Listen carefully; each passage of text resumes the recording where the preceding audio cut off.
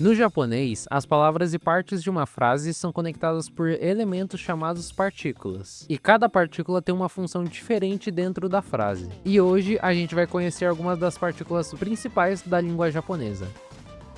Ao longo dos vídeos e dos shorts, vocês já viram algumas partículas aparecendo aqui no canal, mas hoje a gente vai realmente entender qual a função e como funciona cada uma dessas partículas. Começando pelo wa, com ele eu vou ser mais objetivo porque ele já apareceu várias vezes aqui no canal em algumas frases. Então resumindo, o wa marca o tópico da frase, ou seja, aquilo sobre o que a gente vai falar. Assim como no exemplo, watashi wa gakusei desu. Então aqui o watashi é o tópico da frase. E apesar da gente escrever com a letra ha, quando ela entra numa partícula, a gente pronuncia como wa. Próxima partícula é o wo. O wo marca o objeto direto de uma ação. Basicamente, ele mostra aquilo que está recebendo a ação do verbo. Mizu o nomimasu. Nessa frase, a ação é beber, e aquilo que eu estou bebendo é a água. O mizu se conecta com nomimasu, indicando que a água está recebendo a ação de beber. E apesar da escrita ser com o, a gente normalmente pronuncia como o, para ficar mais natural. E agora, o ni, ele tem vários usos, mas dois dos principais são indicar o destino de um movimento e um ponto específico no tempo.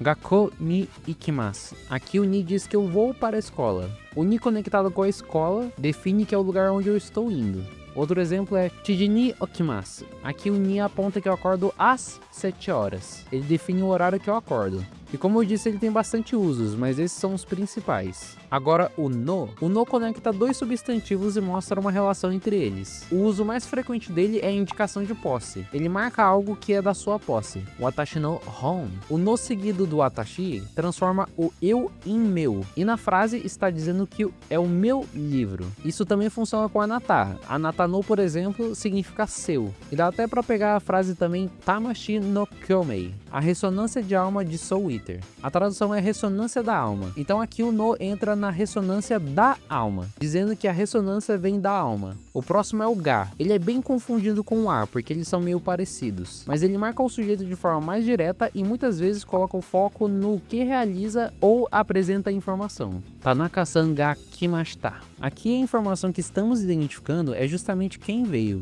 Então o ga marca o Tanaka-san. A diferença entre o a e ga vai muito além disso e depende bastante do contexto. Então resumindo, o a destaca sobre o que estamos falando, enquanto o ga destaca quem ou o que está sendo identificado na frase. Então isso é mais como uma base para começar, e não uma regra absoluta. Em seguida, o mo, que é bem simples. Ele basicamente traz a ideia de adicionar um também para a frase. Watashi mo gakusei desu. Se na conversa alguém antes disse que é um estudante, o mo indica que você também é um estudante. Mas o mo também aparece em outras construções, por exemplo, daremo imasen. Aqui o dare normalmente significa quem, mas o mo junto de uma expressão negativa vira a ideia de ninguém.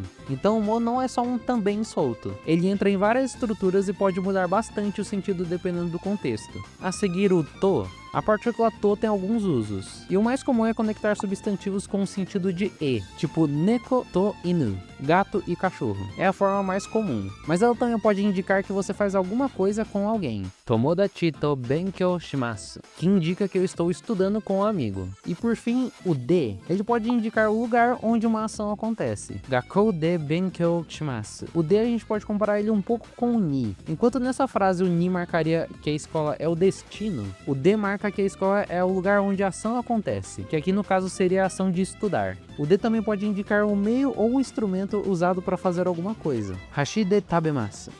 Mas então como você pode estudar elas? Primeiro eu recomendo que você não tente decorar a tradução fixa de cada partícula. E obviamente recomendo que você já tenha aprendido um pouco de hiragana e katakana. E o que eu indico mais é você começar a ler frases em japonês e começar a identificar o que a partícula faz naquela frase. Por exemplo, se você vê uma frase com o, você lê a frase e tenta identificar o que a partícula faz nessa frase e qual a função dela. E essa parte é mais natural. Você vai lendo frases com partículas e vai identificando o que essas partículas fazem nas frases. Com o tempo, de tanto encontrar as partículas dentro dessas frases, você começa a reconhecer naturalmente quando cada uma aparece. Então não se preocupe em decorar todos os usos de uma vez. Primeiro entenda os usos principais e vá aprendendo os outros usos conforme eles aparecem nas frases. Existem ainda mais partículas no japonês, e algumas dessas que a gente viu hoje têm até alguns significados que a gente vai aprendendo com o tempo. Mas essas já são as mais importantes que você precisa aprender para o japonês básico. Então no próximo vídeo a gente vai falar mais sobre o kanji, que é outra parte muito importante da língua japonesa. Então boa sorte nos estudos e falou!